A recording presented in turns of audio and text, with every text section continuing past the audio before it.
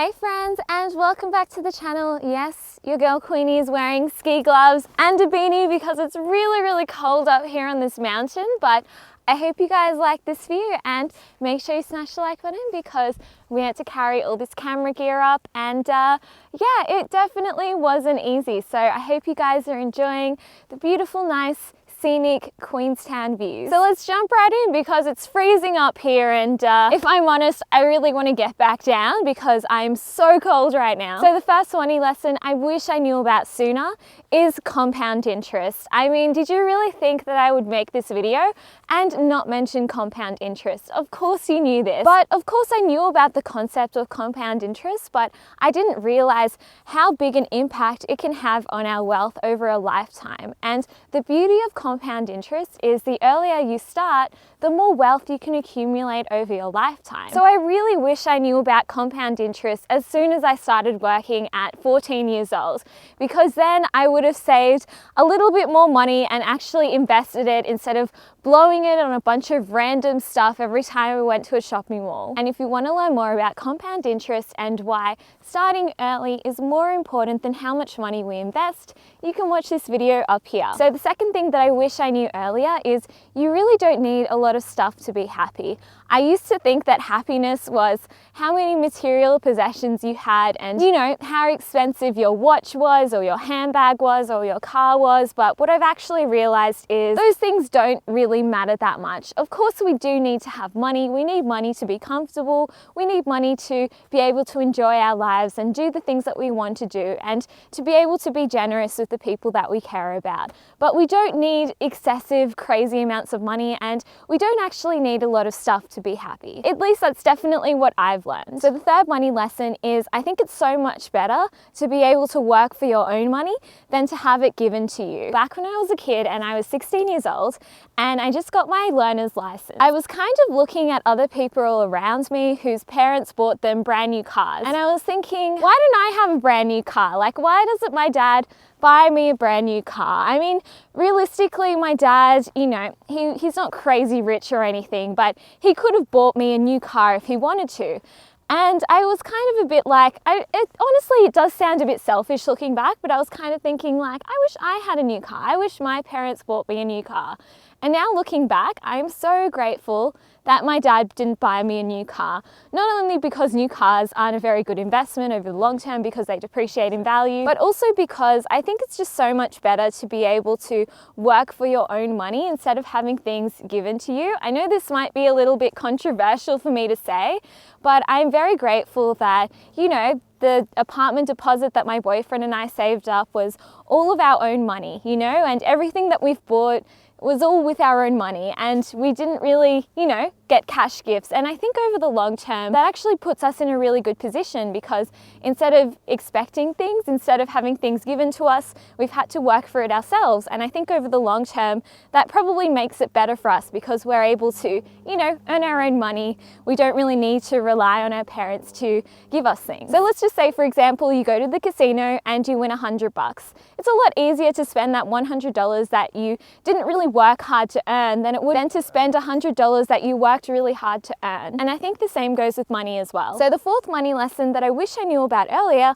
was passive income. Of course I was going to mention passive income in this video. Smash the like button if you thought that I was going to mention passive income in this video. And smash the like button even if you didn't think I was going to mention passive income to help with the YouTube algorithm. I think that the real key to building wealth is finding ways to be able to make money while we sleep. Because unfortunately, we only have 24 hours in a day and we can't be working 24/7. We still need to sleep, we still need to eat, and we still need time to relax and go on holiday to New Zealand.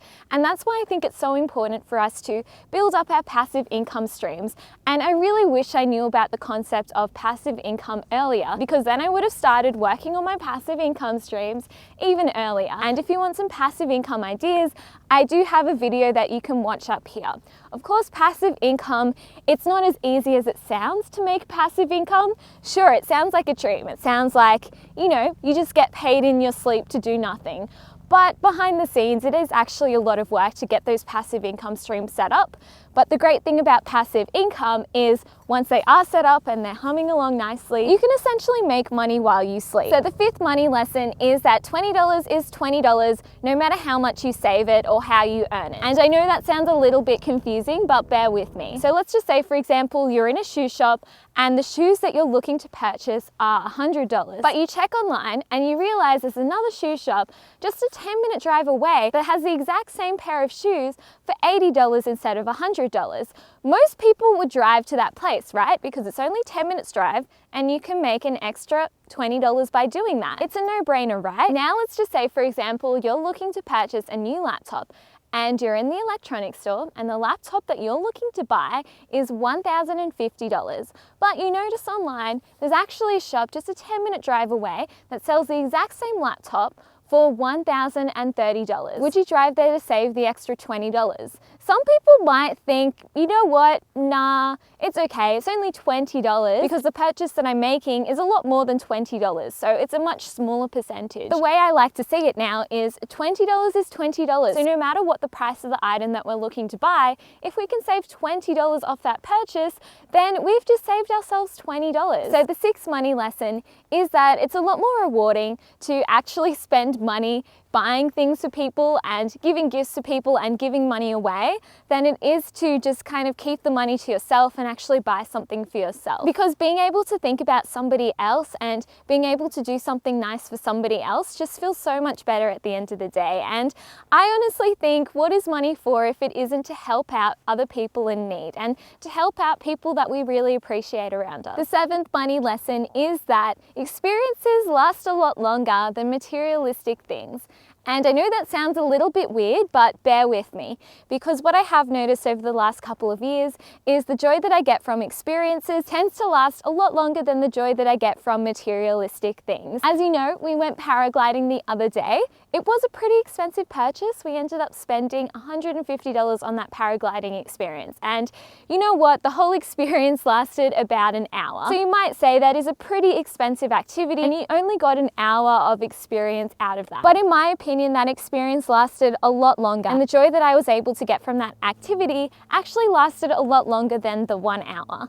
For example, I now have photos and video footage of myself up in the air, and whenever I think about that experience, it just makes me happy. And whereas spending $150 on a jumper, even though it might make me happy momentarily, the happiness that I can get from that experience kind of decreases over time. So the eighth money lesson is you gotta spend money to make money. For example, for this YouTube channel, I have spent a lot of money buying camera equipment and gear to make these videos better for you guys and also to make the editing time of my videos a lot faster and more efficient. I've spent multiple $1,000s on all of this equipment, but it is worth it because if I do want to increase the quality of my videos, get more subscribers, get more YouTube AdSense and revenue, well, I do need to increase the quality of my videos, and that's why it's important to invest in these things, because you've got to spend money to make money. But on the other hand, it's not like I need to spend all of my money, you know, buying really, really expensive equipment. And I didn't start off with a very expensive camera at the beginning. I actually started recording videos on my iPhone. So the ninth money lesson is that rich people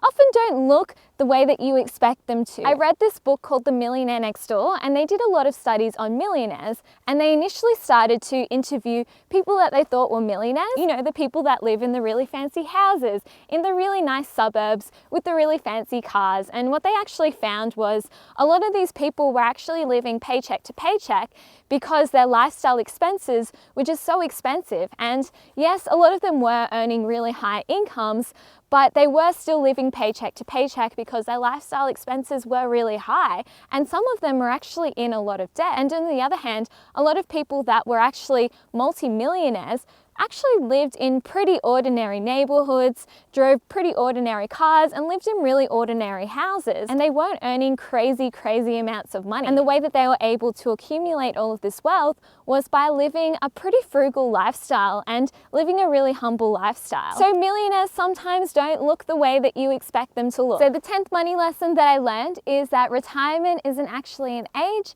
retirement is actually a number. And if you can reach your early retirement number earlier, then you can actually retire earlier. And if you want to calculate your financial independence retire early number, I do have a free calculator that you can download in the link in my description below. A lot of us are taught that, we get born, we go to school, then we go to university or college, we get a degree, we get a job, and then we work up until the age of 65, and then we are finally able to retire.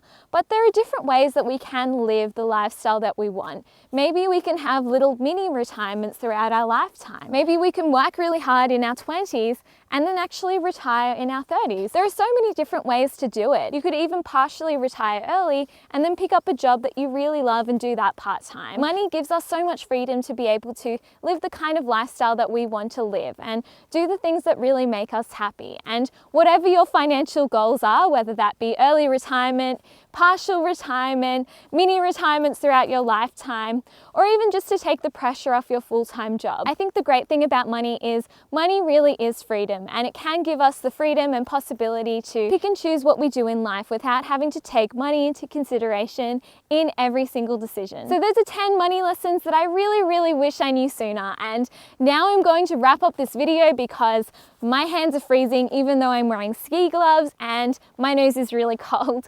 So I hope you enjoyed this video. Make sure you smash the like button and subscribe to this YouTube channel for more investing and personal finance videos, and I will see you in the next video. Because you made it all the way to the end of this video, I have a secret code word for you, which is cold. As in, I'm really cold and that's why I want to get off this mountain. And if you want more content, don't worry, I got you. Here are some more videos that you can watch, so click on the links and click through to another video.